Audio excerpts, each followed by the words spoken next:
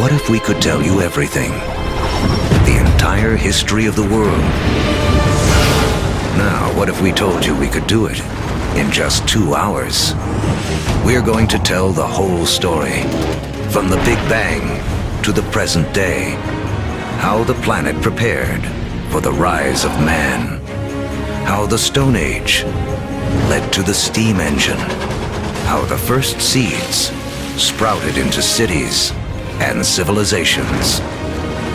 Everything is connected, and the path leads to you. It took history 13.7 billion years to unfold. We'll show you everything you need to know in the next 2 hours.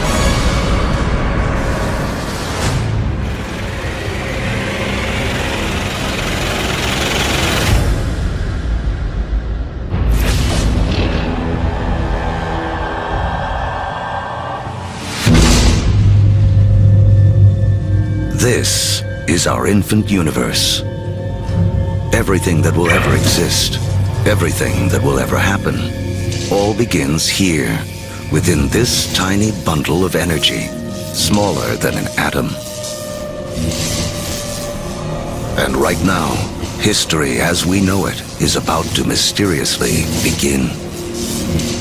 For reasons we may never know, our universe suddenly erupts.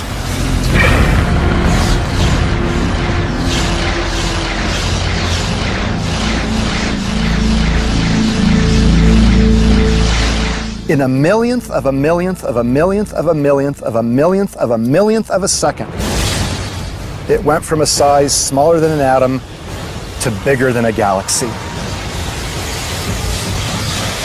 Whoosh! What you're seeing is energy, and it's one key to understanding everything that will unfold in the next 2 hours. Within a fraction of a second, the Big Bang creates all the energy that will ever exist.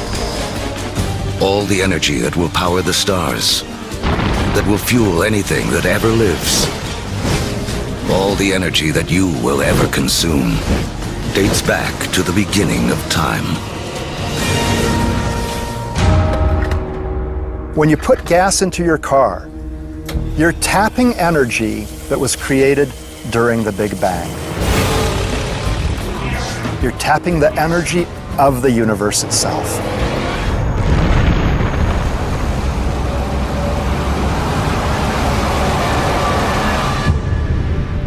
We're only a few minutes into our 2-hour journey, but already 380,000 years have passed.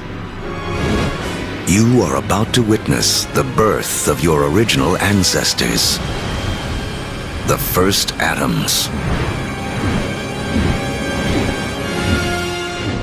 This is hydrogen. The universe will use it to make everything in the world around us. Hydrogen is like a baseball team. You say, what player do I want to start my team with? Well, if I want to start a universe, I want to start it with hydrogen. Because from that, with a lot of heat and a lot of pressure, you can build more kinds of atoms. The first atoms blast through the early universe. And luckily for us, they don't spread out evenly. Because in those tiny pockets with more atoms, gravity, the great sculptor of the early universe, begins to work its magic.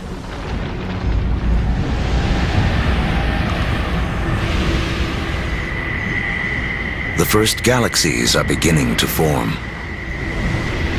revealing a timeless secret of the universe.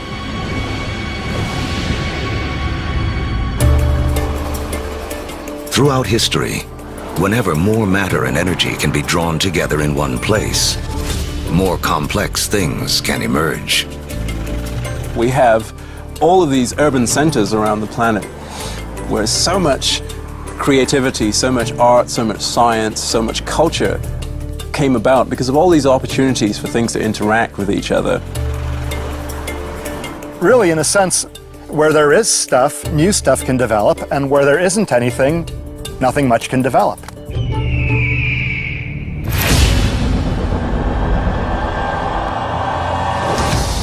300 million years after the Big Bang. Inside of forming galaxies, gravity continues to squeeze together clouds of gas and dust, causing pressure and heat to violently rise. When the temperature reaches 18 million degrees Fahrenheit, hydrogen atoms slam together, creating a new element, helium, and radiating bursts of energy.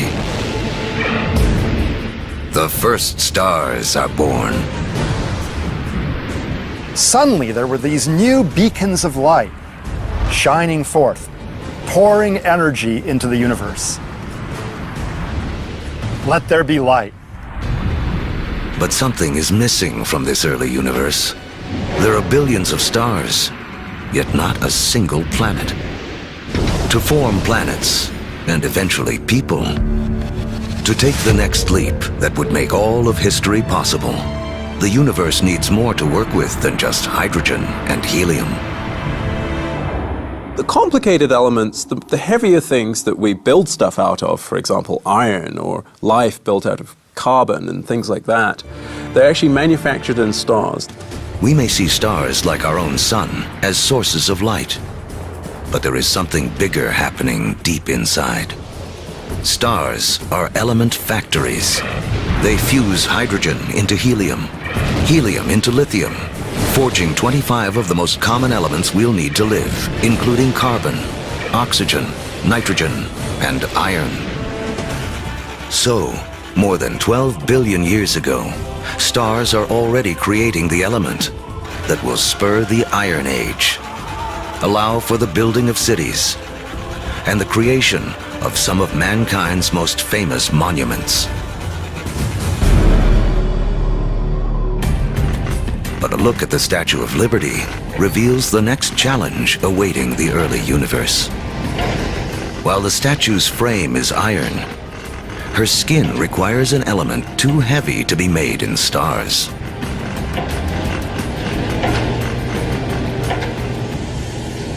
For Lady Liberty to have material for her skin, for there to be gold for wedding rings, or uranium for nuclear reactors, some elements had to be created another way. Stars don't have enough energy to do the job. But if the element factory isn't powerful enough, how about blowing up the factory? Just a few million years after the first stars formed, some of them exploded. Wham! These explosions, known as supernovas, are the biggest blasts in the universe since the Big Bang, providing the extra boost of energy needed to fuse heavier elements. In the fiery blast of their own destruction, stars create uranium, gold, all the rest of the elements that will fill our world, including copper. The periodic table of the elements is really sort of a library of matter in the universe. Those are your building blocks. Everything is coming out of that particular chemistry set.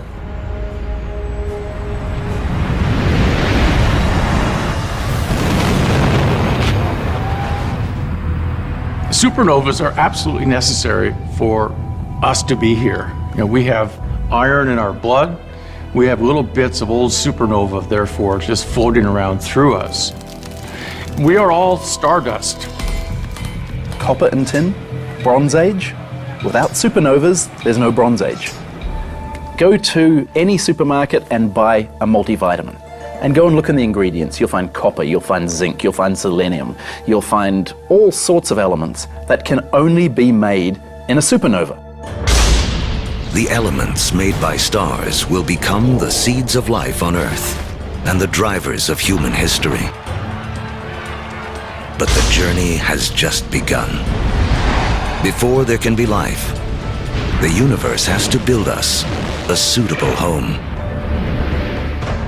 To build a proper house, you have to assemble the right materials all in one place. Now, when planets form, It's the same thing. It's the materials that you have at hand that's going to dictate the kind of house that your planet's going to be. To get enough of the right material in the right place, all at once, takes a very long time. Over the next 8 billion years, more than half of history as we know it, the element factories continue their work.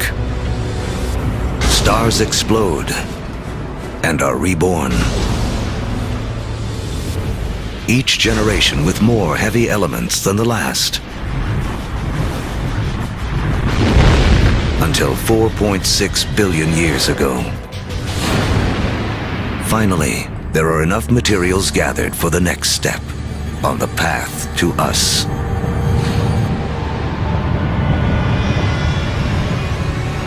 A new star is born. This is our sun. It's so massive that it's gathered up 99.9% of the gas and dust in the solar system. But there's still just enough left behind for gravity to build some other things. Like planets. The third one out from this star will be our home. By the time Earth emerges, just over 4.5 billion years ago, 2/3 of the history of the universe has already passed. The first sunrises sweep across a foreboding alien planet. A world spinning so rapidly that a day lasts only 6 hours. When you go back to the early Earth, right after the planet formed, you really have to think of the Earth as another planet. The sun would have looked out over a hellacious scene of just molten lava. In places, you would see rafts of black volcanic rock. Within the liquefied rock, the elements are all in a jumble. Something has to bring order out of this chaos. And once again, that something is gravity. Lighter material drifts toward the surface and forms a solid crust, while heavier material sinks toward the center, forming a molten iron-nickel core. This churning liquid metal creates a magnetic field that reaches out into space. Like a force field, it will protect our future home from the sun's deadly charged particles. Soon, this magnetic field will allow for life to grow, and later, guide the explorers who will connect two halves of the world. But for all this to unfold, the Earth will need a critical partner.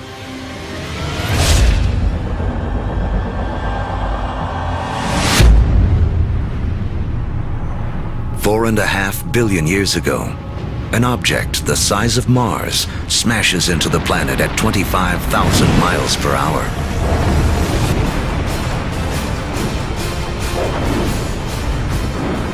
Earth swallows up much of the impactor.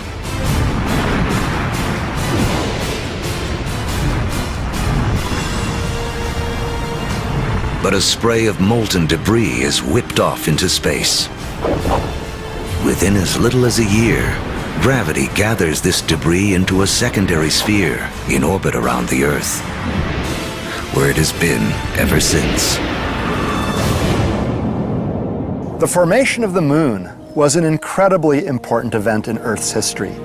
And in fact, its creation over 4 billion years ago is really important to the Earth's climate today. The moon keeps Earth steady. Its gravitational pull prevents the planet from wobbling, saving us from wild climate swings. And the collision that formed the moon leaves Earth tilted on its axis, giving the planet a key ingredient to life: seasons. Having seasons is very, very important for the evolution of life on the Earth. And having some stability in the tilt of those axes, that's very, very important also for maintaining life on the Earth. The moon's gravity also begins to slow Earth's rotation, which will eventually lengthen our days from 6 hours to 24.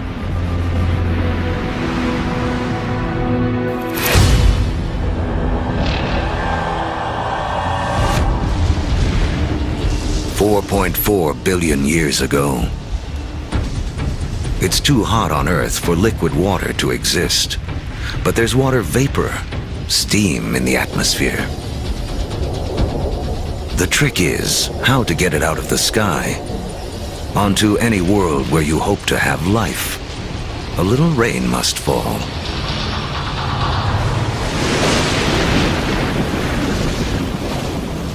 For millions of years, as the planet cools, rain pours down, forming puddles, lakes, and eventually our oceans. By 3.8 billion years ago, our planet has a moon and permanent oceans. But it hardly resembles the place we now call home. To become the stage for all of human history, Earth needs an oxygen-rich atmosphere, fertile continents for people to discover and develop. Who will create our modern world? There's 1 trillion of them crawling on your skin right now.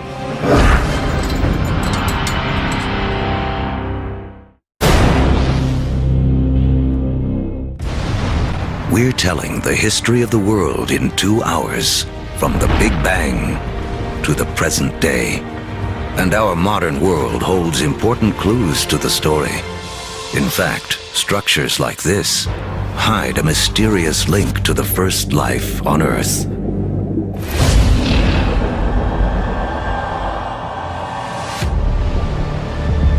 $3.8 billion years ago,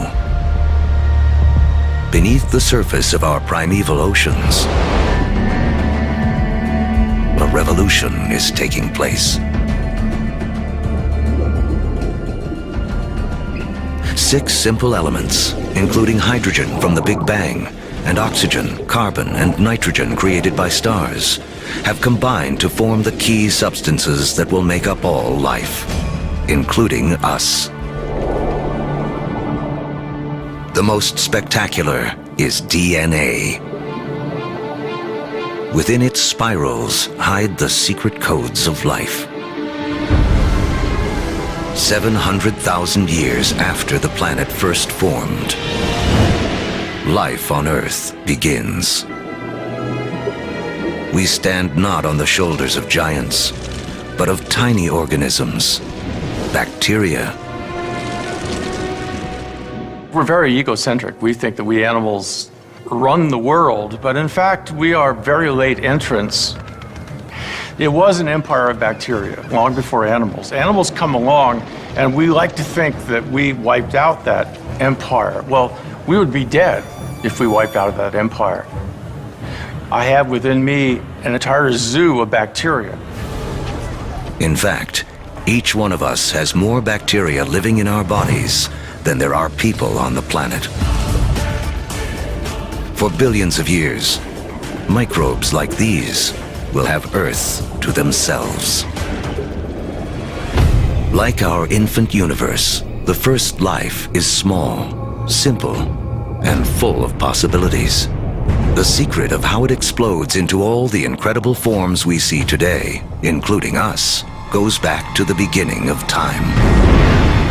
As we've seen, all the energy that will ever exist was created in the Big Bang. All creatures need to grab their share of this energy to survive. The more we harness, the more efficiently we use it, the more complex we can become. And almost all of our share of the Big Bang's energy is beamed to us by the sun.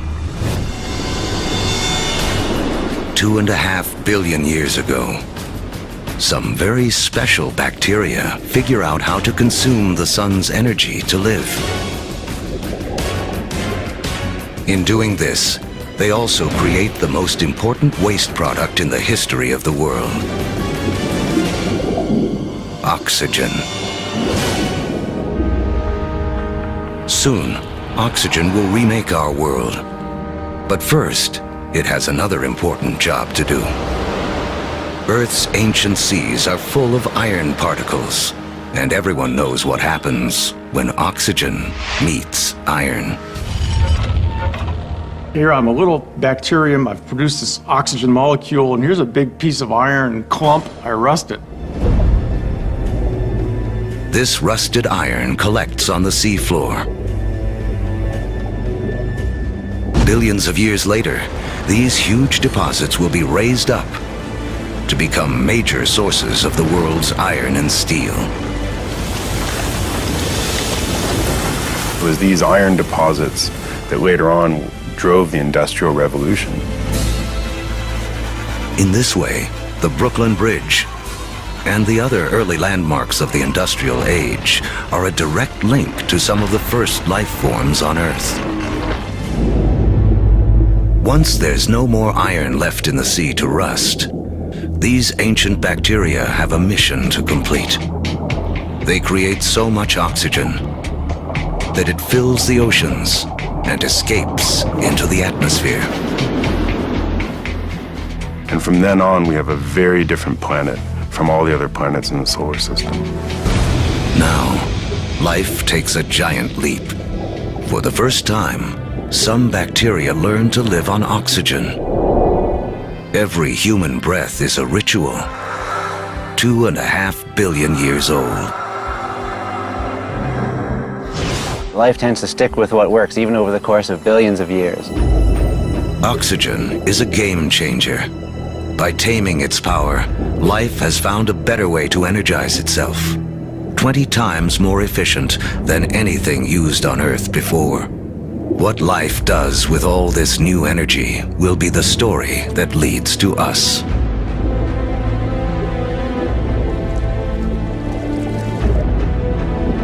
Over the next 2 billion years, life becomes more complex. Skies become blue, and so do the oceans that reflect them. Large, solid continents appear. Earth is beginning to look more like the place we now call home.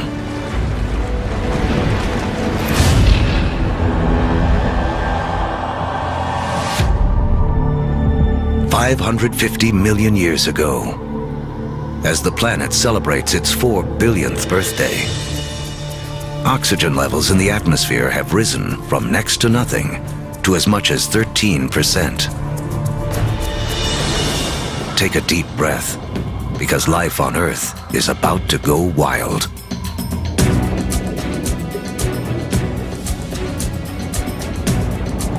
This is the Cambrian explosion, biology's version of the Big Bang.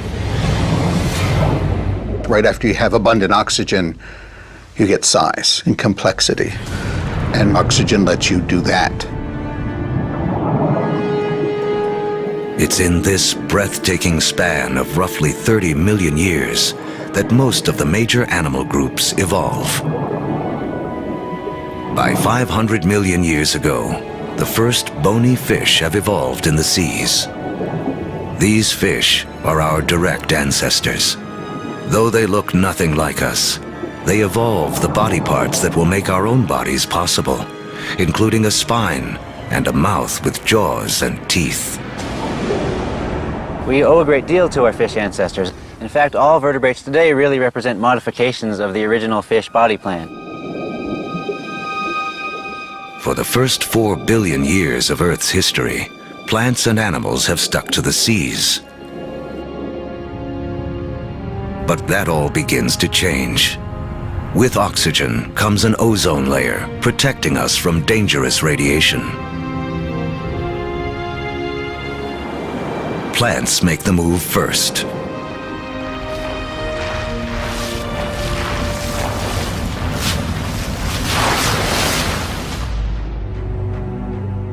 Around 400 million years ago, animals are ready to take the leap. Among the first ashore are the amphibians, whose descendants will include us. The most amazing thing about animal evolution ever, for me personally, is that moment that first amphibian walks out of the primeval ocean onto land and takes a big gulp of air. Kind of like great-great-great-great-great-great-grandpa coming out of the ocean and seeing this fantastic world. And it's like, hey, I can live here. Look at those trees, look at those bugs, there's food here, I can do this.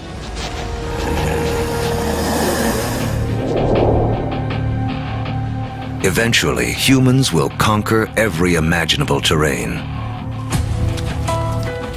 But before we can do that, our ancestors must first cut their final tie to the water. Mating season. Like modern frogs, they have jelly-like eggs that would dry out on land. But some amphibians eventually solve the problem. They evolve a new form of egg, with a shell that keeps the moisture in. This allows us to carry the ocean with us, onto land, and signals the evolution of amphibians into reptiles. You could be 300, 400, 500, 1,000 miles away from water and still have the water in that egg in order to birth. That is the key. It cuts that final tie to the ocean. That way we could colonize the rest of the land.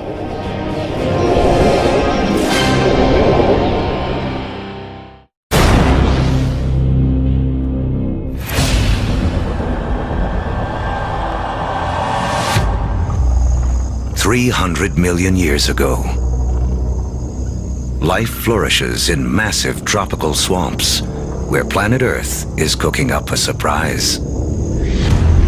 As plants die here, they are buried, compacted, and cooked.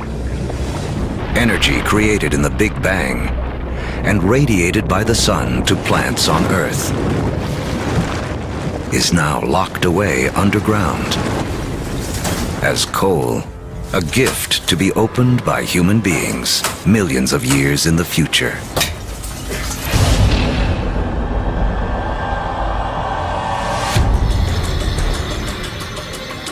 $250 million years ago, an apocalypse unfolds.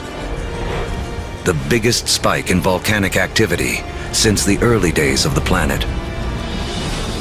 The atmosphere is choked with carbon dioxide, and the diversity of animal life spawned in the Cambrian explosion is stopped dead in its tracks. More than 70% of all species on Earth go extinct in the worst mass die-off in history, the Permian extinction. Extinction is a recurring character in the story of planet Earth. 5 times in the last 500 million years, some cataclysm wiped out the dominant species. It's a reshuffling of the deck that allows new creatures to take hold. New creatures like the dinosaurs.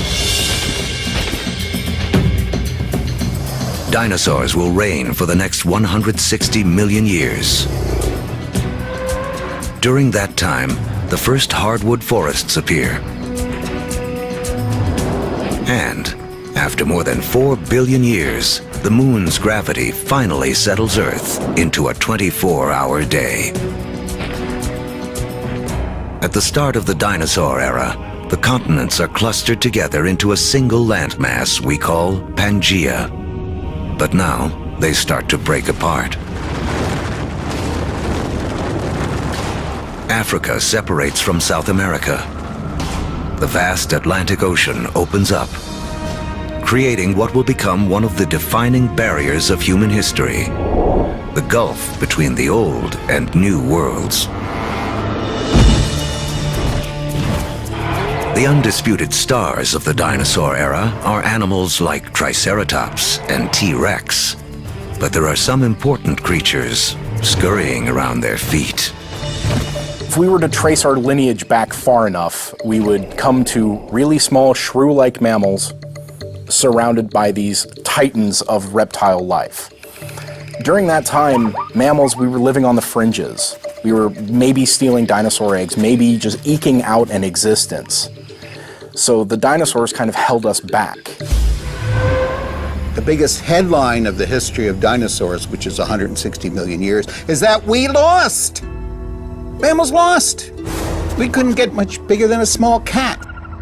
For 160 million years, all the medium-sized, medium-big, big, gigantic, and stupendous animals were dinosaurs. For that whole time. They beat us fair and square. But the deck is about to be reshuffled.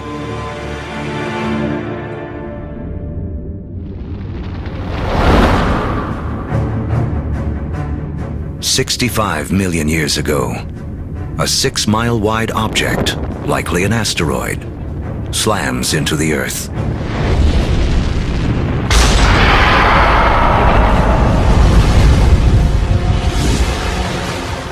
A dust cloud blocks out the sun.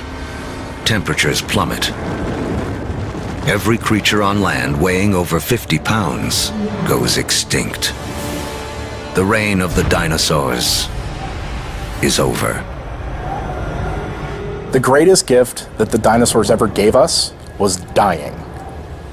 When they went extinct, it gave the mammals time to rise. It doesn't take long after the disappearance of the dinosaurs for the first true primates to appear. Like their later versions, including us, these mammals have evolved forward-facing eyes, allowing for accurate depth perception and flexible hands with 5 digits.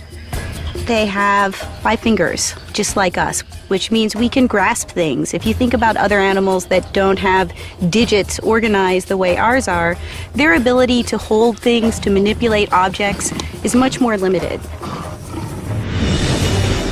50 million years ago, our primate ancestors are evolving on a planet that is warming. It's so hot, there are jungles at the poles. As the continents drift, the Americas and Africa have almost fully taken shape. But in northern Africa, modern-day Egypt is submerged beneath an ancient sea. On the floor of that sea live small-shelled creatures called nummulites. Their shells, made of calcium and carbon, pile up on the sea bottom over millions of years, where they form into limestone. Limestone that will be used to build the Great Pyramids. If you look closely at the pyramids today, you can still see evidence that these 4,000-year-old monuments are, in fact, made of 50-million-year-old seashells.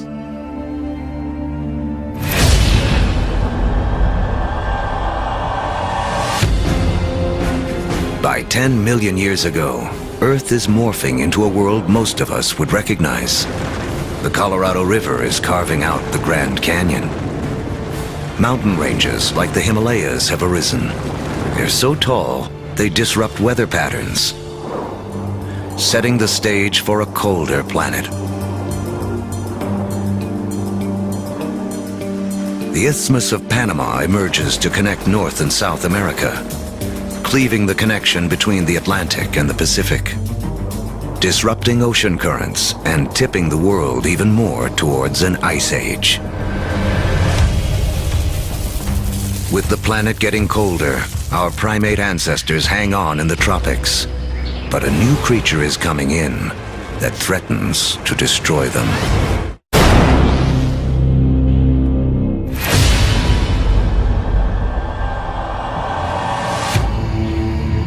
"7 million years ago,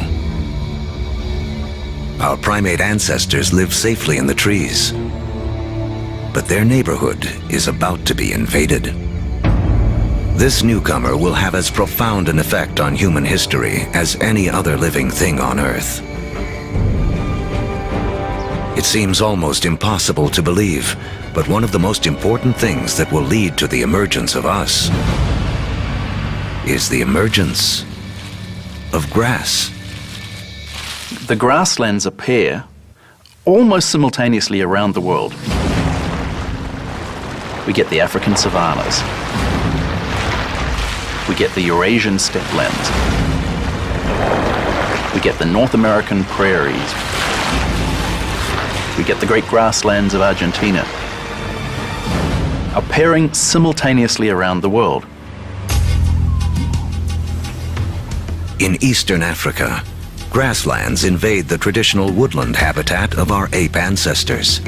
With fewer trees and greater gaps between them, our ancestors have to adapt. Apes notice that there's more and more apes in the same tree and less food, increasing incentives for apes to go from one patch of food to a different one separated by grasslands. Now, one way to do it is to run like hell. The other way to do it is to extend one's food sources into the grasslands and seek out the foods that are available there. And so, some apes make the move down into this stark new habitat. It's a landscape better suited to primates that can walk on two legs, keeping their heads up above the tall grasses to watch for predators. Standing on 2 feet is a revolutionary advance because it frees up our hands. Hands we will need to shape human history.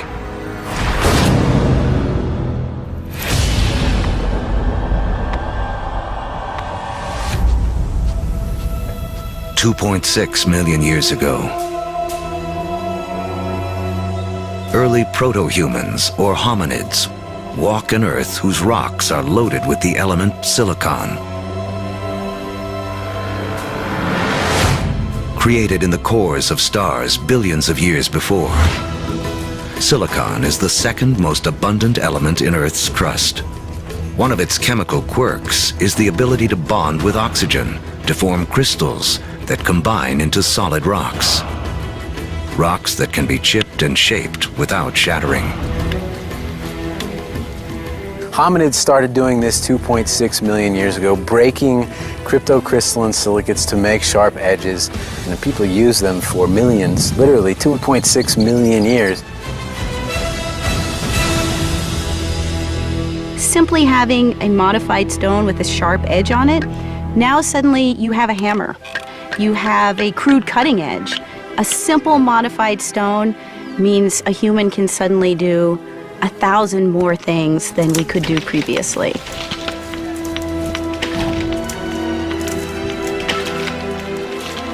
That little extra bit of technology enabled our ancestors to persist and eventually turn into us. Silicon launches the first technological revolution, the Stone Age. Millions of years after it powers our first handheld devices, another chemical quirk of silicon will make it the height of technology once again. The next leap towards becoming truly human relies on a little-known secret of our home planet. In the known universe, it turns out Earth may have a rare and special power.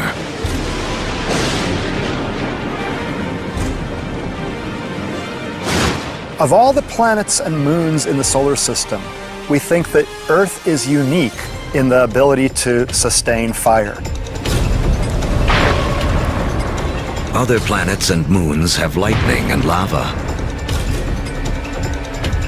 But only on Earth do we have the two critical things we need for fire to burn. A vast fuel supply in the form of plants and trees, and an atmosphere full of oxygen to fan the flames. If fire wasn't a possibility, you'd have nothing like us running around.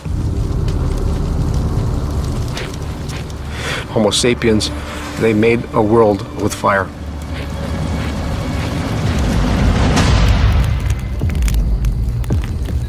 Our ancestors have fire firmly under control by 800,000 years ago. It's a skill that connects us back to the very beginning. Remember that all energy was created in the Big Bang, and all life is in a competition for our share of this energy. Using fire to cook is like having an external stomach to break down foods, releasing more calories, giving us more energy, which in turn allows us to support bigger brains. Fire is also the ultimate gateway technology. We will soon use it to turn clay into pottery, metal into weapons, water into steam power. If you don't have fire, you can't have the internal combustion engine. No fire, no metal. No fire, no rubber. It's a technology that opens a world of possibilities for creatures that know how to use it.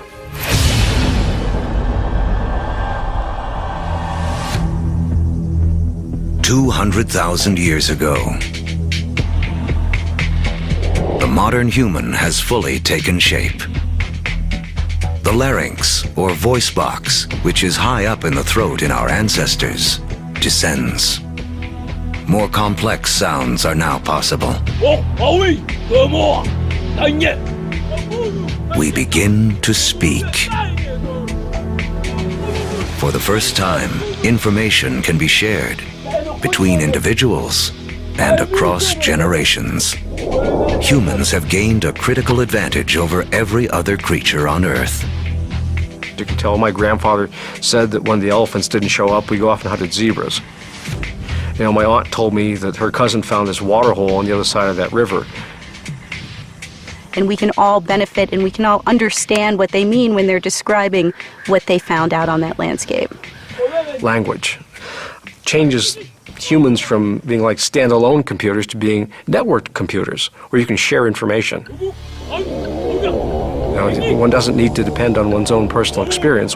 One can borrow the personal experience of anyone with whom one can communicate. That's a powerful advantage. No other creature has that. As a species, humans become exponentially smarter. The global game board has been set, and we are now ready to play.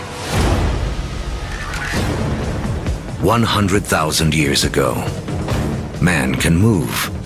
We have agile hands and primitive tools. We can communicate and control fire. We are finally ready to expand out of our African home on a path millions of years in the making.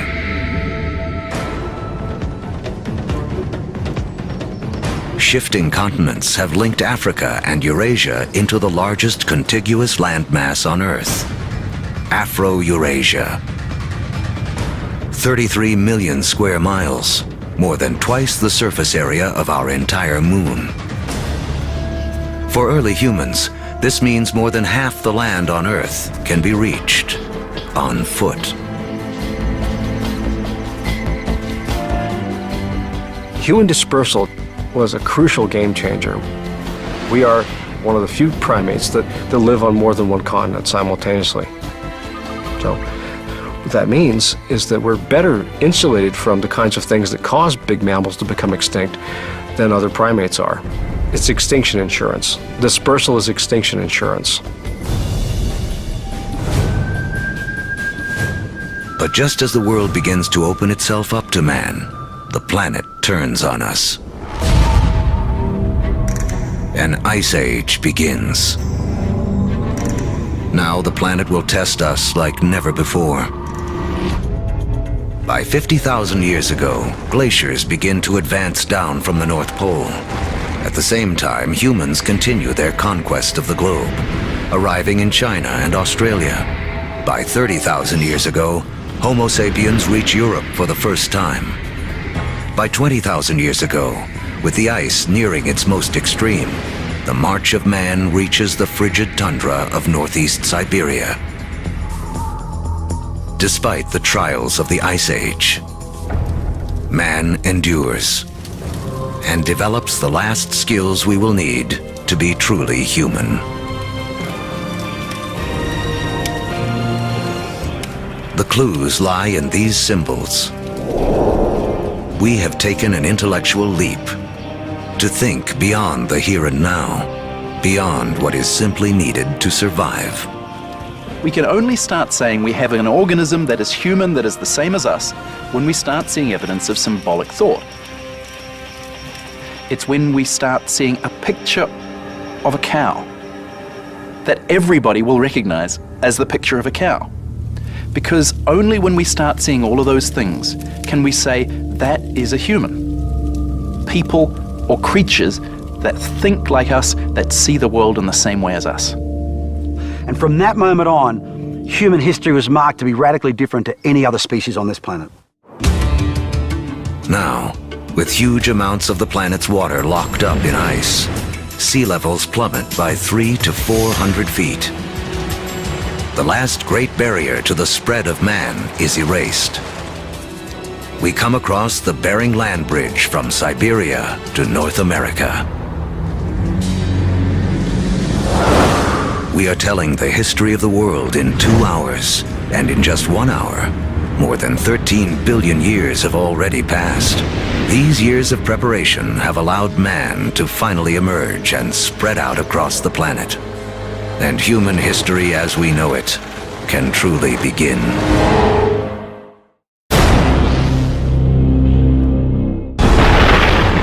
Our history of the world began with the beginning of time, the Big Bang. It has taken us on a journey of nearly 14 billion years. Now, as humans take center stage, it's important to remember just how small a slice of history we actually occupy. To make things simple, imagine compressing 14 billion years of history down to just 14 years. On this scale, the Earth would have existed only for the past 5 years.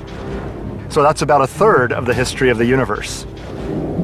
Large, complex creatures would have developed 7 months ago. On this scale, dinosaurs went extinct only about 3 weeks ago. The entire recorded history of humans would span only the last 3 minutes. Modern industrial societies, the Industrial Revolution effectively, 6 seconds ago. What this shows me is that we humans have been around for only a very brief instant in the recorded history of the universe. Mankind has waited billions of years for our brief instant to shine.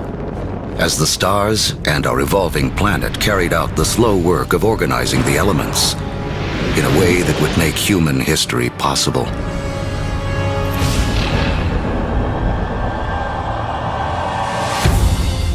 It's 10,000 BC, less than 100,000 years after expanding out of Africa.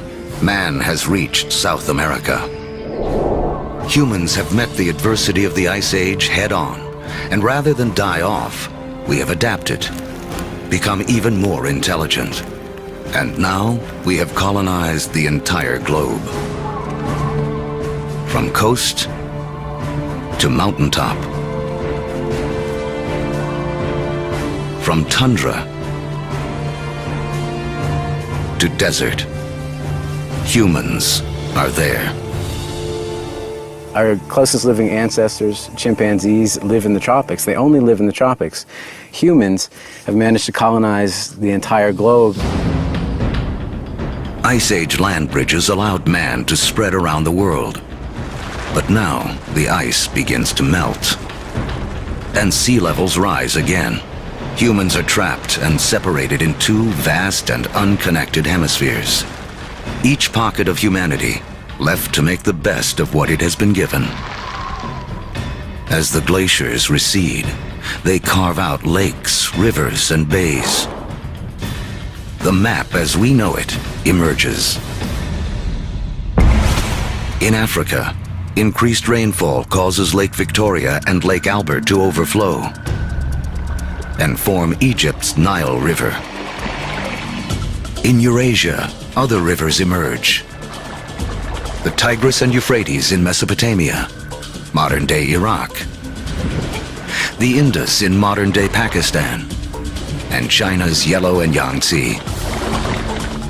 These river valleys become critically important for how human history will now be played out following the retreat of these ice sheets. These are the river valleys whose waters and fertile soils will allow the first seeds of civilization to be planted. With temperatures warming after the Ice Age, plants and animals are more plentiful, and man can finally choose to stop moving. Permanent settlements begin. Populations grow,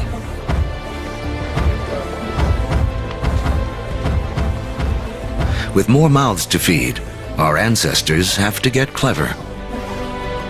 They had to find a way to increase the amount of food they could get from the surroundings.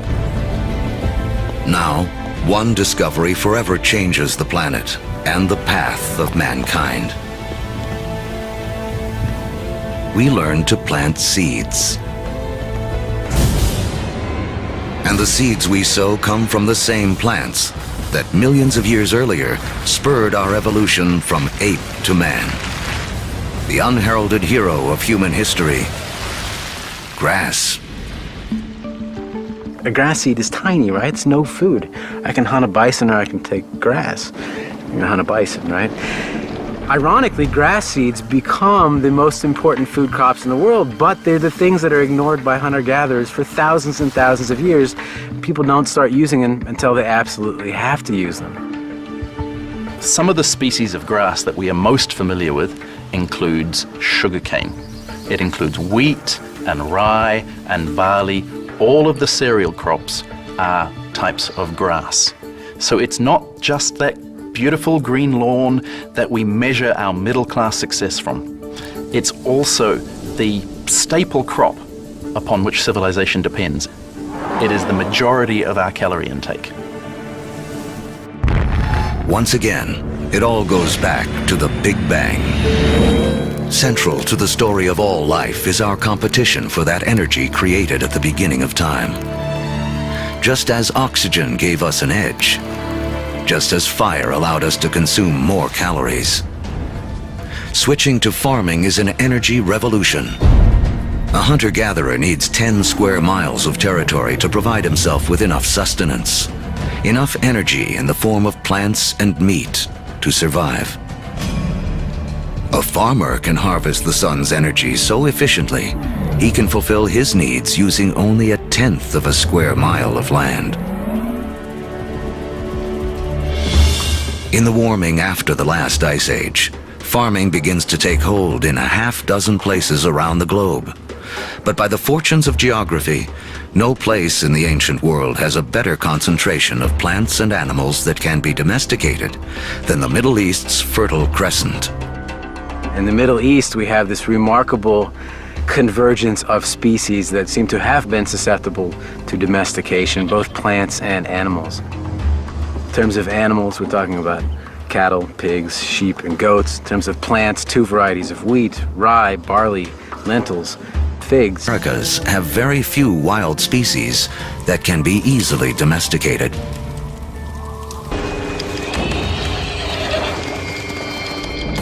One animal that gives any human who can tame it an almost unbeatable edge is the horse. It's a little-known fact that although horses first evolved in the Americas, they died out there along with many other large mammals around 10,000 BC. There were at least 3 species of Ice Age horses in North America, maybe more. Some as small as ponies, some as big as Clydesdales. And they had evolved in North America for 40 million years. They're part of the whole history, and then they're gone. They're gone.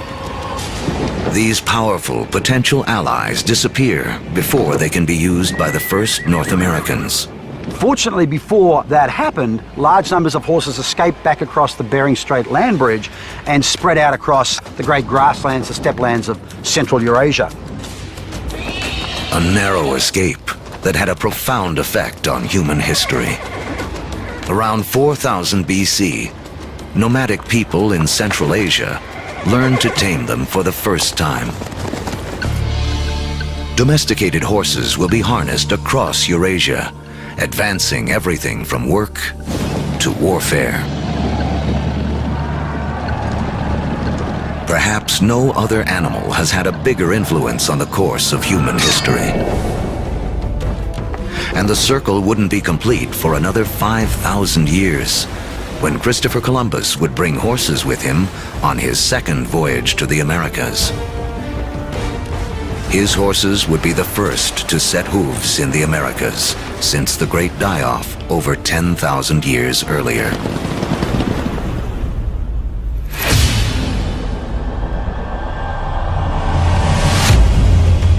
"6,000 years ago, domestication of animals and plants sets the stage for the next phase of human history.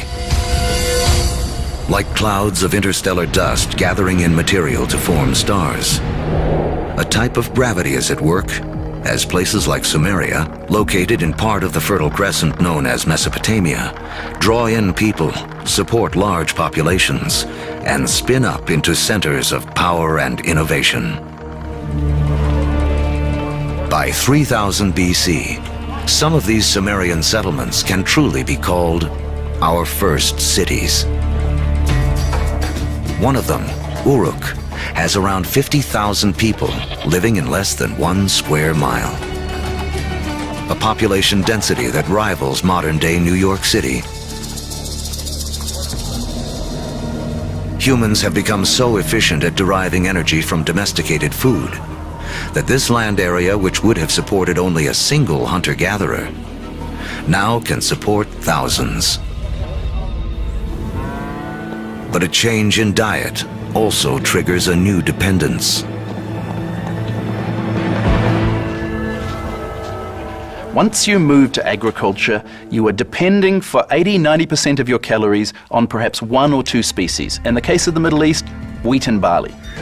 In the case of wheat and barley, they both ripen at about the same time. Humans have to gather the seeds at the same time. So now we have our food for the year that has arrived in one hit. It's like getting your salary paid once a year. You need to record it, you need to plan, because if inevitably your crop fails, you have famine, and you're not going to have another go for another 12 months.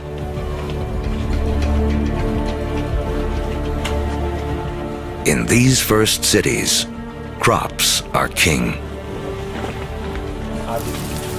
To keep track of them, our ancestors developed the first writing. To protect them, the first armies. And to administer them, the beginnings of politics. When you have hundreds or thousands of people who are living together, there's simply too many people to sort of run around and create a census. It creates a need for government. It creates a need for some form of social and political hierarchy. Planting seeds has set man on a new path. Settlements have grown into cities. But to take the next epic step from city to civilization, we'll need the help of a very surprising creature.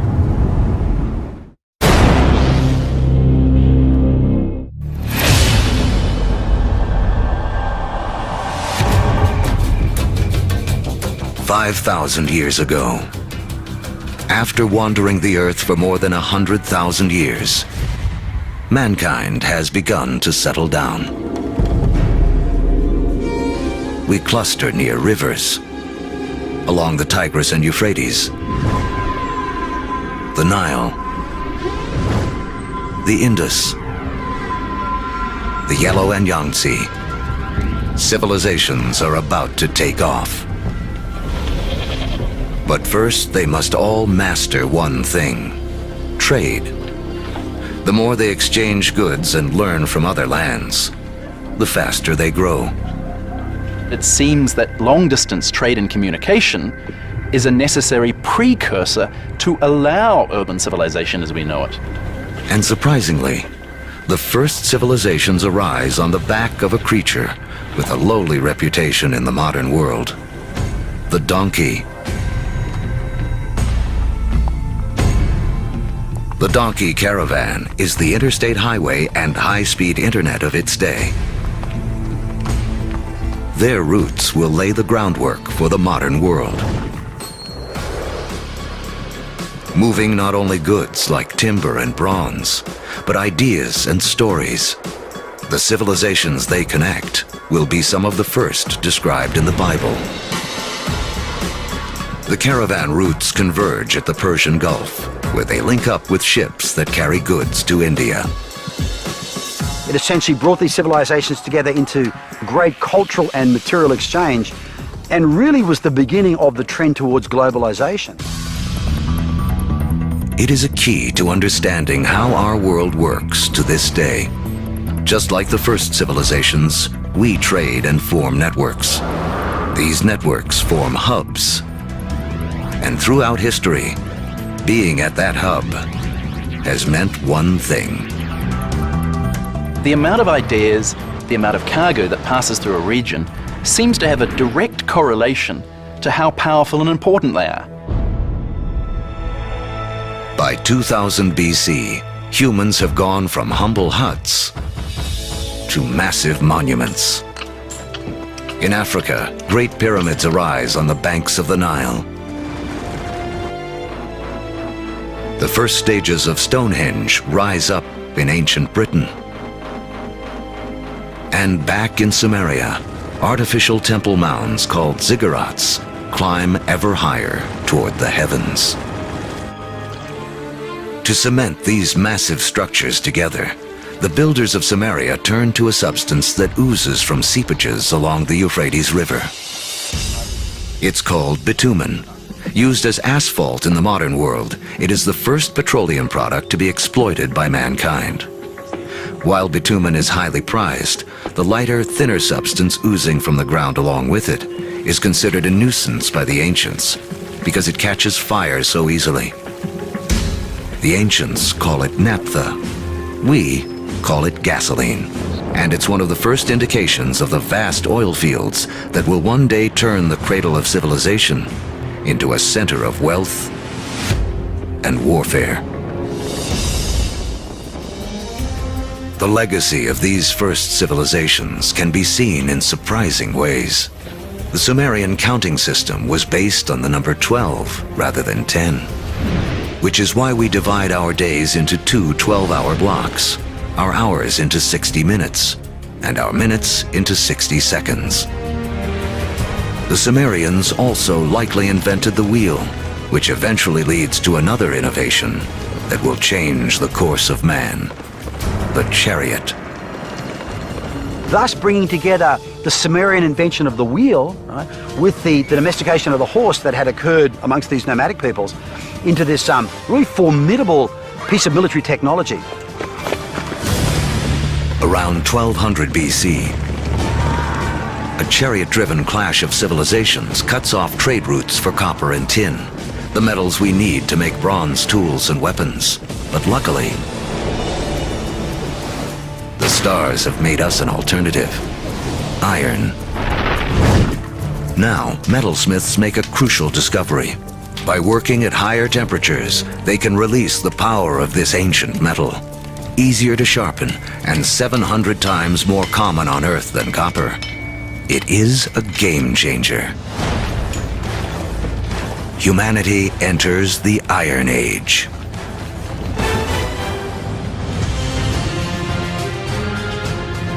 As we reach the first millennium BC, history has taken us on a wild ride. From the initial blast of the Big Bang to the formation of Earth and its first creatures, and the rise of man. We've seen the Ice Age create bridges to spread mankind around the world, then strand us on different continents, leaving us to survive on what we have at hand. So by 1000 BC, the world remains a divided place. The trade network that connects much of Eurasia and North Africa doesn't yet penetrate the planet's driest deserts or cross the vastest oceans. Cut off by geography are people in places like sub-Saharan Africa and the Americas. With few easy-to-domesticate plants and animals of their own, they remain tied to more ancient ways of life.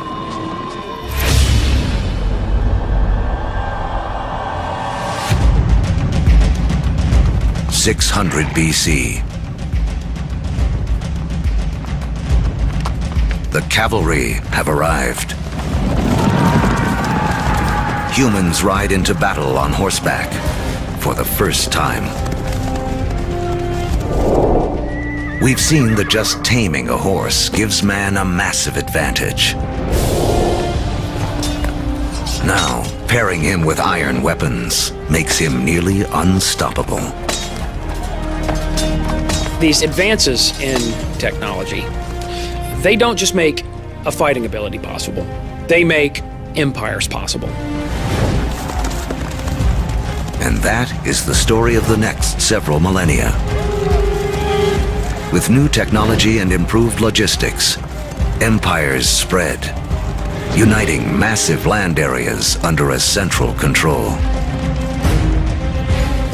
As empires grow, so do new beliefs. One interesting phenomenon we see with the rise of these empires is this idea of monotheism, this idea of a universal God that develops over time, and it's just a phenomenon. Judaism emerges, from which we eventually get Christianity and Islam. Buddhism and Hinduism also arise. The 5 major religions today are all rooted in this remarkable era. Although empires spread, some great powers remain isolated. The rise of the Himalayas 50 million years earlier has left China cut off from trading with the rest of the world. But that is about to change. Around 100 BC, a Chinese emperor sends an envoy to the West in search of alliances.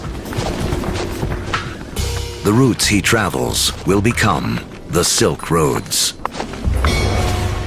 a massive trade network that connects China across Central Asia to the Roman Empire. China has joined the world. As far as we know, no Chinese trader ever met a Roman, no Roman ever met a Chinese trader, at least during this first period of the Silk Roads. But this vast trade then began to explode. Between about 100 BC and about 200 AD, we have 3 centuries of trade and cultural exchange on a level that has not been seen before in human history. But this new human network also unleashes hidden dangers.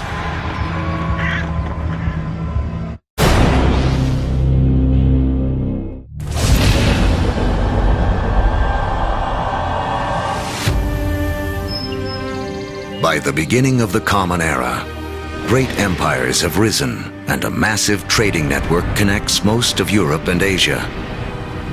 But the trade routes also carry an invisible threat. Disease. Massive epidemics that some blame for taking down both the Roman Empire and China's Han Dynasty.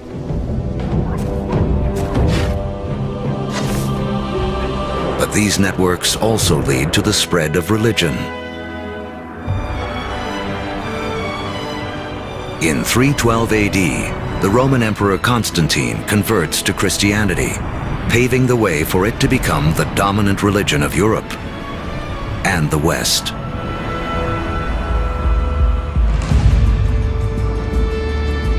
Three centuries later, Islam also emerges.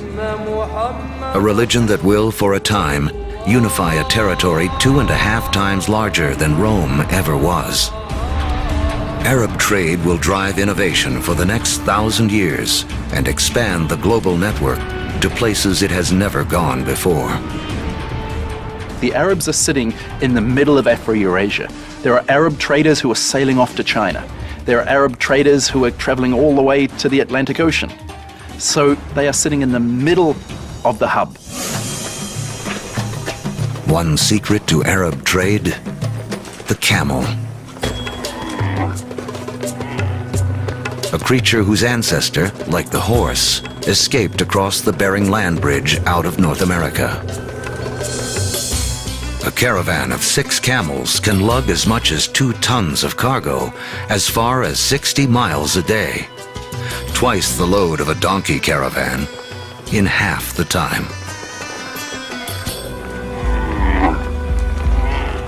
For the first time, camel caravans open up reliable trade routes across the formidable Sahara Desert, leading to the formation of the first states in West Africa.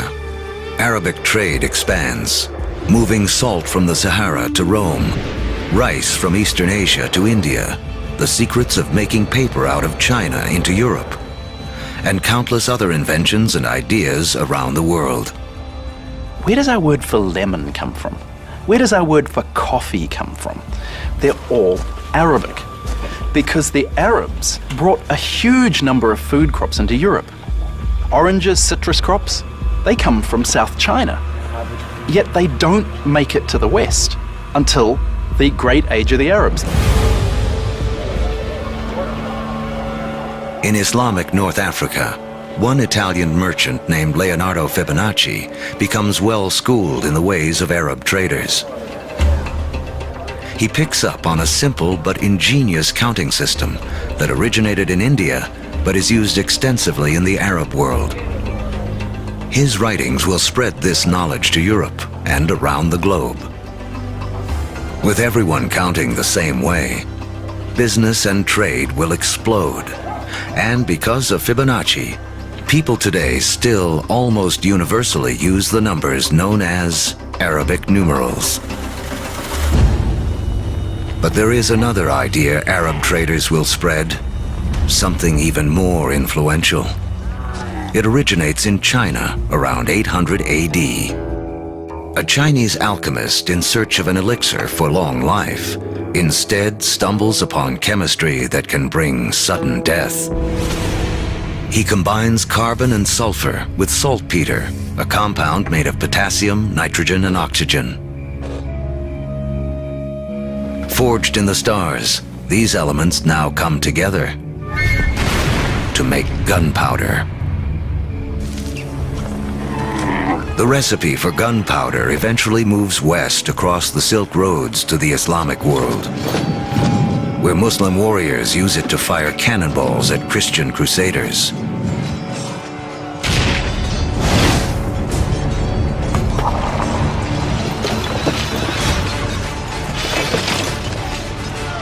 Europeans pick up on the idea, embracing and perfecting gunpowder weapons.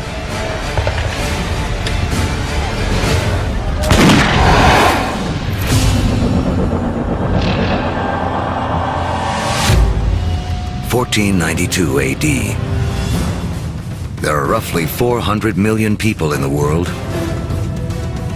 but it is still divided in two. In the Americas, the civilizations of the Aztecs, Mayans, and Incas have all arisen. While halfway around the world, in the aftermath of the fall of Rome, Europe has cracked like an egg into individual states. For Italian-born Christopher Columbus, this means he can appeal for funding from a succession of European rulers.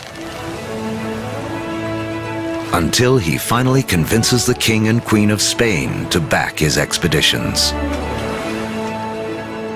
It has taken all of Earth's history to make Columbus's journey possible. For tacking into the wind, he uses triangular sails, a technology copied from the Arabs. To guide him, the compass, an invention from China. And guiding the needle, a magnetic field formed with the core of the planet itself. Although Columbus is looking for a new way to sail to India, what he does instead is finally and forever connect the two halves of the world. The voyage is not just significant in American history. As you'll see, it's a pivotal event in all of human history. Nothing will ever be the same.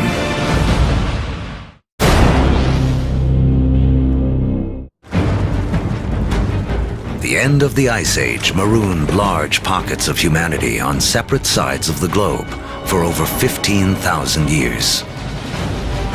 Now, that's all about to change. The voyage of Christopher Columbus in 1492 is taught as one of the most significant events in American history. In fact, it's one of the most significant events in all of human history. Prior to that voyage, the Great World Zones had existed largely in isolation.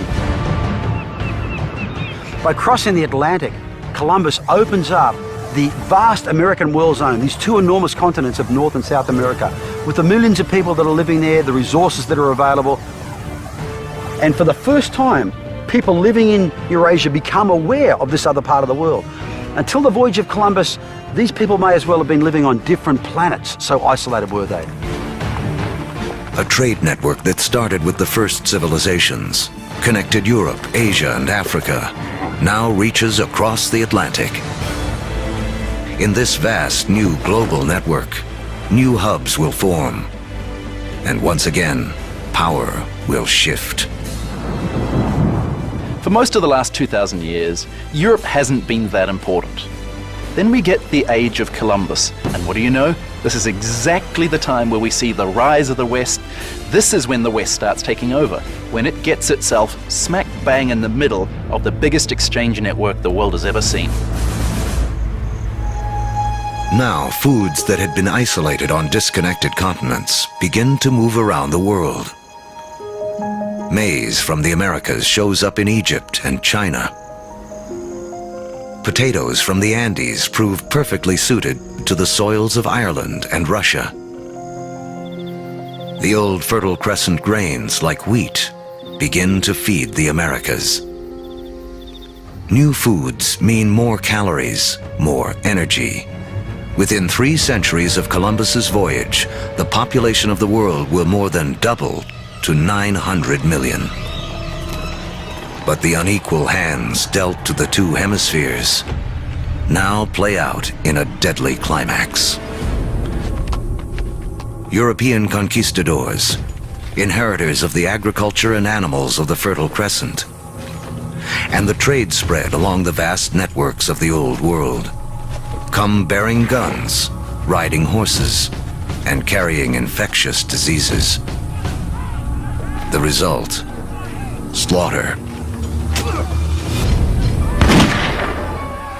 In the years following Columbus's first voyage, 95% of the native population in the Americas will die from European guns and germs.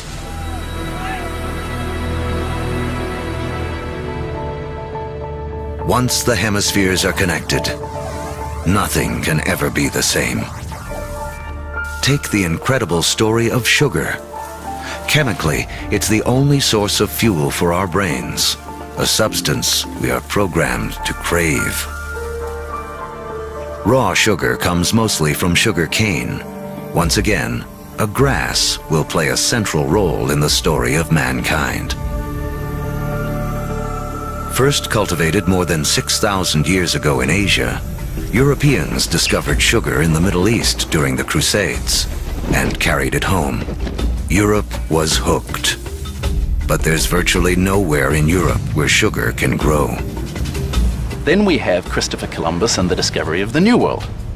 And the Spanish conquistadors, yes, they initially are very interested in the gold and the silver, but really, they just want to make it rich. They don't care how they're going to make it rich.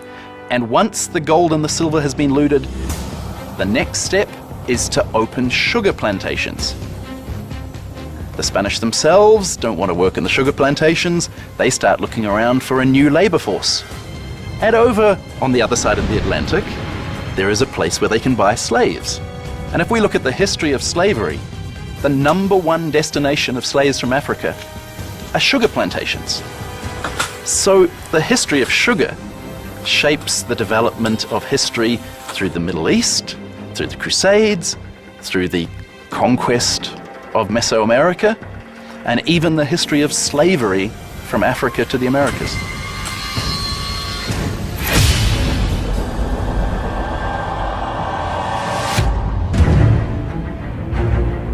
In the year 1700, mankind has hit a wall. Most humans continue to live simple lives, more like our ancient ancestors than our own. When you think back to the world in 1700, most people were farmers, most people practiced small-scale subsistence agriculture, most manufacturing was done in workshops. In 1700, it takes over a year for cargo and information to circle the planet, longer than it would take us today to get to Mars.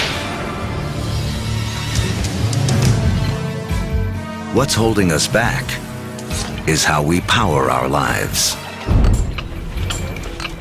In Egypt of 2000 BC, 90% of all work was done by human muscle, with animals kicking in the rest.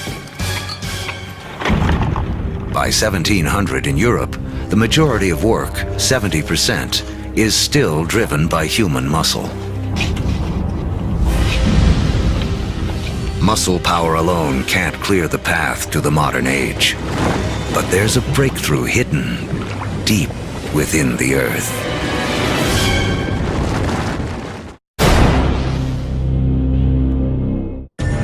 As our history of the world in 2 hours races towards a close, mankind has hit a wall. Human progress is stalled by the limits of our muscle. To break through, we'll need a new way to power our lives and the entire history of the world. Remember that billions of years ago, iron from exploding stars was gathered up into planet Earth during its formation. Thousands of years ago, man started using this iron for tools and weapons. To keep our forges burning, we began cutting down our forests.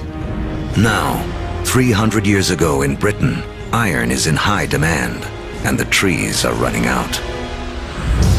The British need a new source of fuel, and thanks to the decayed remains of ancient ferns, they have one.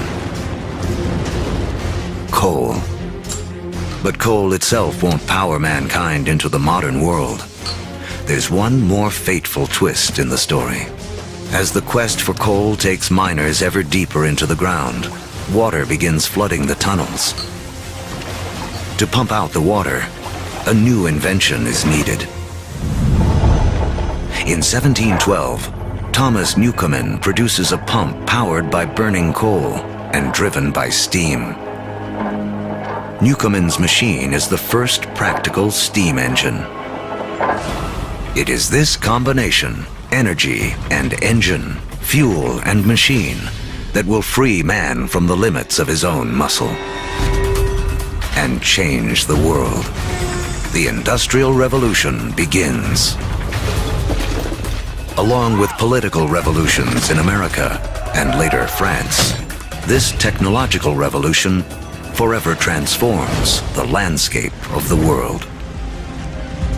And before long, the Atlantic world has become the new economic, therefore cultural, therefore political, therefore military leader, and will utterly dominate global geopolitics from that moment to this.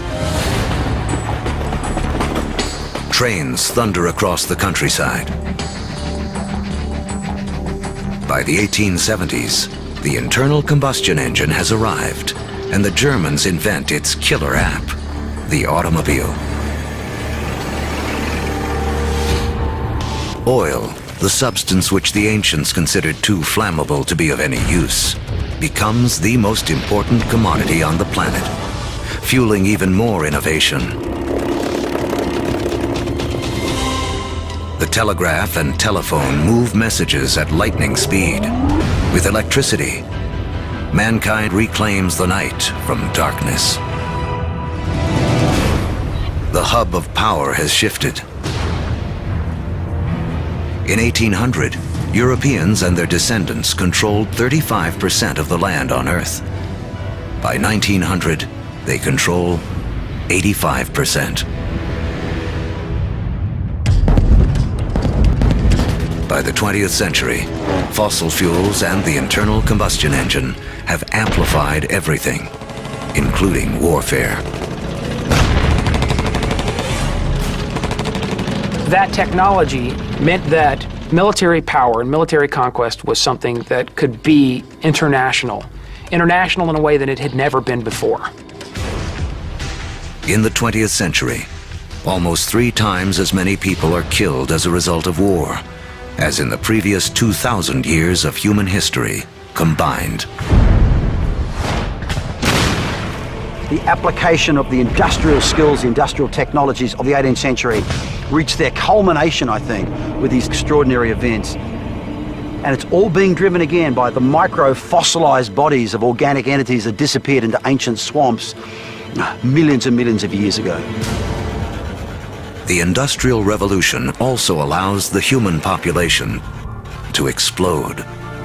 It has taken 200,000 years of human history, from the dawn of man to the year 1900, for the population to reach 1.6 billion. Now, within the 100 years of the 20th century, it nearly quadruples to more than 6 billion. The 20th century is the most extraordinary moment in human history. Never before have we seen change on such a scale.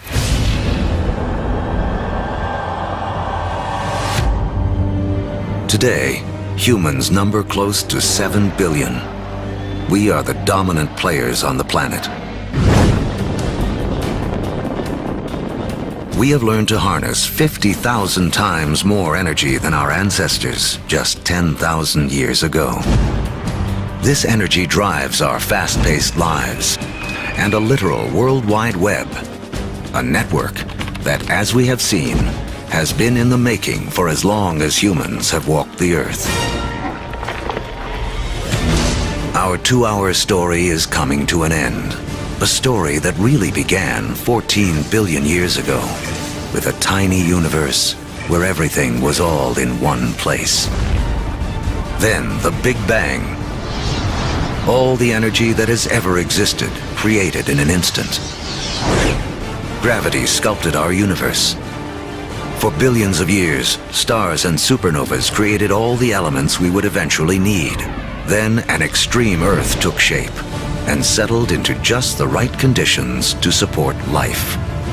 As the planet evolved, life competed for energy and grew more and more complex. Eventually, the conditions were right for our species to rise. We mastered stone and fire. When the Ice Age came, we spread around the planet. And when the ice melted, we were stranded on different continents. We learned to bend plants and animals to our will. We built cities, then civilizations. We created a vast network that linked empires, joined continents, then crossed oceans. Just when it seemed we had reached our human limit, we found the energy and technology to carry us into the future. On Earth, the seeds of the past have bloomed into a present filled with energy and creativity. The stories of billions of lives have played out against the backdrop of a universe almost too vast to comprehend.